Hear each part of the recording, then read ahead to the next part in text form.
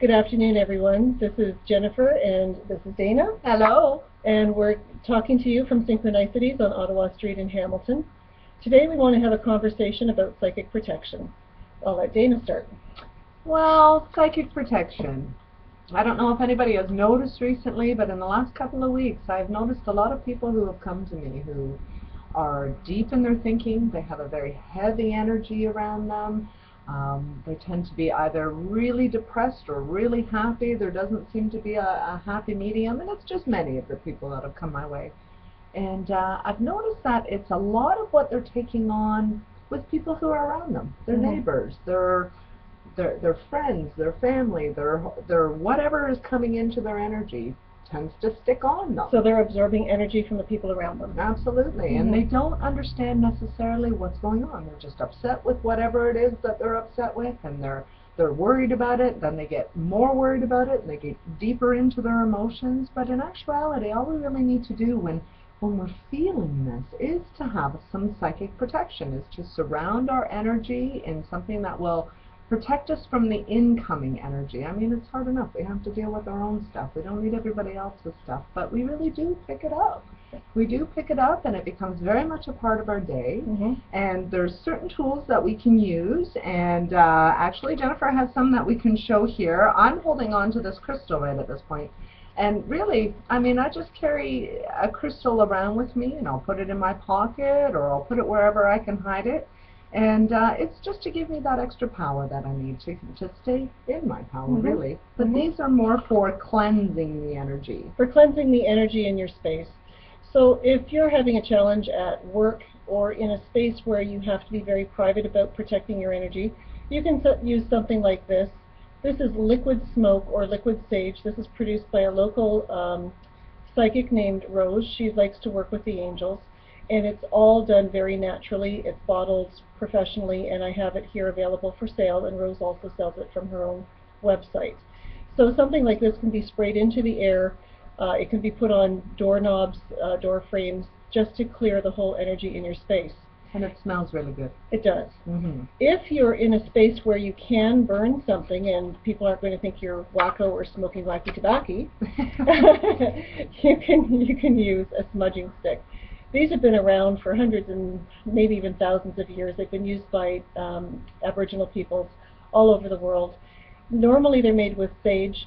This is a combination of sage and rosemary. And what you would do is light it on fire, then let the fire go out so that it's just smoking with embers. And of course you don't want the embers to be dropping on your carpet as you're walking around your space. So you want to use some kind of a natural container. I have large shells that you can use to hold it. And then you would use your hand or a feather just to help move the air and move the smoke throughout your space. It's important to go from corner to corner throughout every room, blessing the space, asking for the positive energy to come in and asking for the negative to leave. When you get to your final point, it's a good idea to have a window or a door open a crack so that there is a place to usher the negative energy out. Sometimes that's not absolutely necessary. It's more symbolic than anything, but symbols are good too. The other possibility is a little bit of sweetgrass. This is also from the Aboriginals. It can be hung over a door. It can also be used the same way as a smudge, lit on fire and then just used to smoke throughout the room. And does this burn quicker than this one? I honestly don't have personal experience with it. I bought it because I was asked to bring some in, and I haven't used it myself yet because it sold so fast. There's not one for me to take home. Well, it's very interesting how it's braided in that. It's pretty. So there's probably some sort of energy that the person who had made this has put it in as well, some sort of household cleansing or however they did it, because when you look at it, it's so organically done, and it is quite pretty. It's very pretty. And that's another important point. You talked about the intention that was put into something when it was made. You can simply protect yourself with intention. Do you want to talk a bit more about that? You can. No, you're doing very good at that. Intention is a very strong thing that can carry you in many, many ways. Right. So you can simply intend that you are safe and protected in everything that you do and everywhere that you go. And carrying that intention does create protection. If you feel that you need to call in someone, you can do that. You can call in Archangel Michael. He's one of the great protectors. You can visualize his wings wrapping around you as a protective shield. And you can really feel it. If you are in that moment and you're asking the angels to come, you can feel that hug around you. Absolutely. Your body starts vibrating, your energy raises, you can feel your cells. It's a remarkable experience. It's a beautiful feeling. If you don't like working with the angels or it feels unfamiliar to you, you can simply imagine that there's a bubble around you with the shape of an egg. Fill that bubble up with all of the colors of the rainbow, which equate to the chakra colors, and then have a mirrored surface on the outside, or a shiny surface on the outside. So the inside is filled with light and love and positive energy. The reflective surface on the outside repels any negative energy that may be trying to come your way. Do you want to add anything to that? Well, that's what it's about, and I think there's negative energy coming our way as well as positive energy. So we want our energy to be open to that positive and to any of the good intentions coming our way. So we don't want to close ourselves off completely.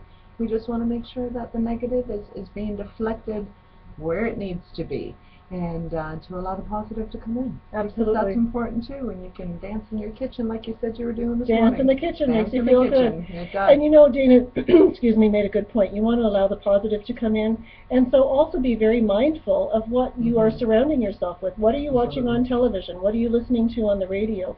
What kind of books are you reading? What kind of conversations are you having? If you're surrounding yourself with violence and negativity, then you're going to be more susceptible to allowing the negative in. Try and keep your surroundings pure and light and white and positive, and you're going to notice huge changes in your life. You also notice too that things just seem to be a lot brighter. You know, you're looking at a bird flying, and you're no longer taking it for granted. You're just really in the moment of watching this bird and the elegance of it, and it's a beautiful experience when you can be peaceful within yourself like that. Beautiful. So yes, it's very good. So, and on that note, I say peace out. Bye. Bye.